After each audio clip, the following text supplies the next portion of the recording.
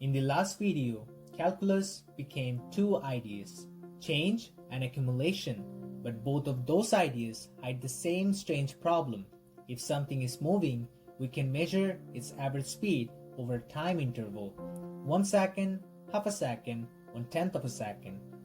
But what does speed mean at one single instant? At that moment, average speed is no longer enough. Area has the same mystery. We can estimate the space under a curve using rectangles. At first, the estimate is rough, but as the rectangles become thinner and thinner, the empty gaps shrink away. Both questions are secretly asking one thing: what happens as we get infinitely close? That idea is called limit. Let's begin with a simple idea. Imagine walking toward a door. You get halfway there, then halfway again, then halfway again. You may never describe the final step exactly. However, the destination is obvious. You are approaching the door. A limit works the same way. As x gets closer to 2, x squared is forced closer to 4. A limit watches where the motion is heading. Here is the first twist. A limit is not just the point. The function value can be missing, and the limit can still make sense.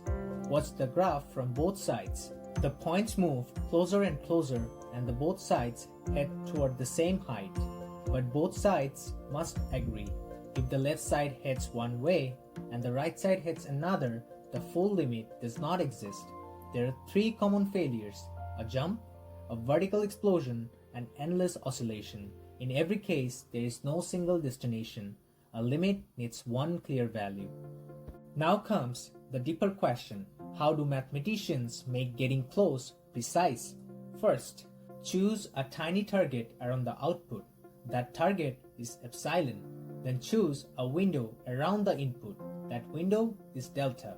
If every x in that window lands inside the target, the approach is controlled. If epsilon gets smaller, delta may need to shrink too. The challenge is to always find 1. This is what the formal definition is saying.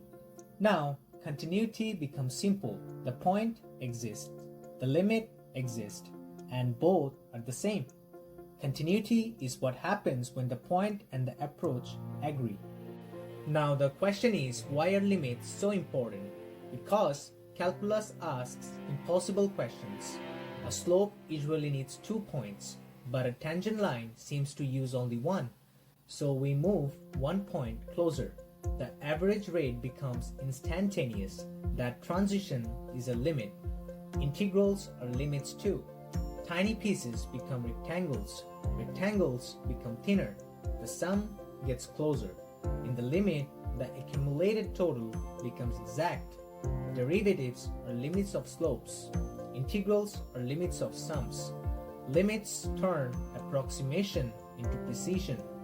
A limit is the value a function is being pulled toward, even if it never reaches it. Next, we will use this idea to understand the derivative, not as a rule, but as the exact message of change. If mathematics finally feels visual, subscribe to the Hidden Dimension. See beyond the symbols, discover the ideas.